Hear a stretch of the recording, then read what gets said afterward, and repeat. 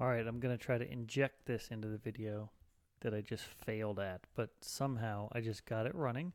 I did this again, the sourcing the devel setup.bash file again, and then it ran.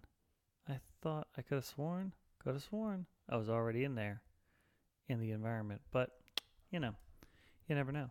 So now I can run my client, and adding 1 and 3, I should get 4. Hey, I got 4. 33, 34. Yay, 34.